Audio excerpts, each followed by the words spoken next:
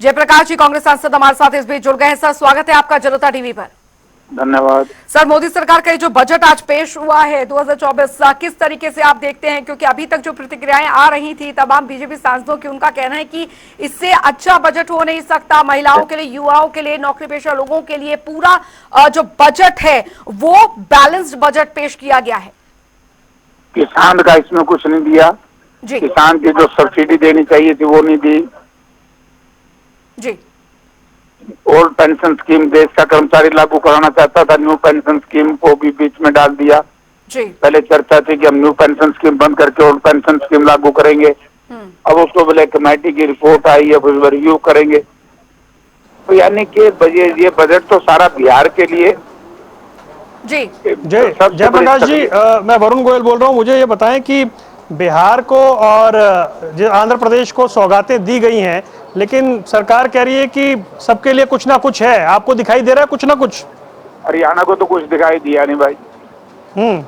या तो हमारे आंखों में फर्क पड़ गया।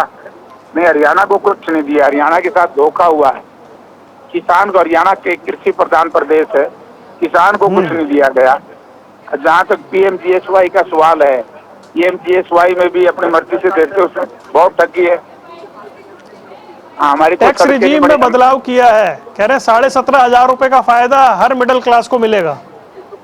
भाई ये कहने से कुछ नहीं बनता। इन्होंने तो 2 करोड़ बच्चों को रोजगार की बात भी कही थी, 15-15।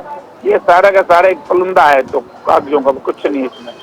जो बजट लोगों में आशा थी वो करेंगे। कुछ चीजें हैं जैसे इंटर्नशिप करने वाले बच्चों को भी कुछ हेल्प, पहली बार नौकरी वालों की हेल्प, ये बात तो आप भी कर रहे थे अपने घोषणा पत्र में। तो अगर वो चीजें हो रही हैं तो आपको लगता है बेहतर कर रही है सरकार? नहीं, हमने इंटर्नशिप का कभी अपने घोषणा पत्र में नहीं। हमने ये कहा है, हरियाणा का जो संकल्प पत्र है उसमें हमने जो बातें कही है वो कर दें तो हम इनको अच्छा मानेंगे। ये तो करते तो नहीं है। कोई ऐसी चीज जो आपको लग रहा है ठीक हुई है इस बजट में? मुझे नहीं इसमें जैसा कुछ भी ठीक हुआ। जो सबसे जरूरी था किसान की बात। एमएसपी के ऊपर इन्होंने कुछ नहीं बोला। 730 किसान शहीद हुए। किसानों ने 1.25 साल तक लड़ाई लड़ी, किसान को क्या दिया? कर्मचारी, देश का कर्मचारी लड़ रहा है, उसको क्या दिया? ये कॉर्पोरेट हाउस का 35% टैक्स और कम कर दिया। कॉर्पोरेट हाउस के लिए तो कर रहे हैं, बस किसान मजदूर के लिए इन्होंने कुछ नहीं किया है। सरकार कहती है किसान सम्मान निधि का दायरा हम लगातार बढ़ा रहे हैं।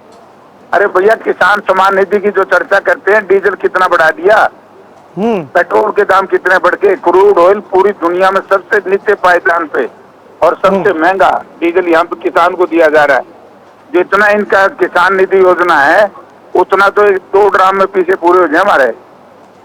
ये ठगी है। आप तो पहले भी संसद में बैठते रहे हैं, तो आपको इस बजट में कुछ नया दिखा या कुछ नहीं है?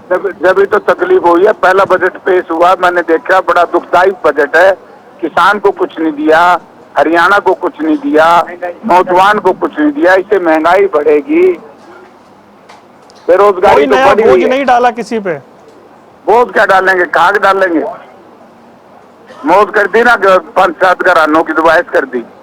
कॉर्पोरेटर का तो कॉर्पोरेट हाउस है 35% टैक्स कम कर दिया, और इससे बढ़िया क्या करेंगे भाई ये। चलिए, बहुत बहुत शुक्रिया जयप्रकाश जी जुड़ने के लिए और बात करने के लिए। जयप्रकाश सांसद कांग्रेस हरियाणा से हमारे साथ थे। वो कह रहे हैं हरियाणा को कुछ नहीं मिला, हालांकि कुछ ही समय बाद हरियाणा में चुनाव भी है, लेकिन वो अपनी बात रख रहे थे और उनके हिसाब से इस बजट में कुछ नहीं है और इस बजट से महंगाई बढ़ेगी, ऐसा दावा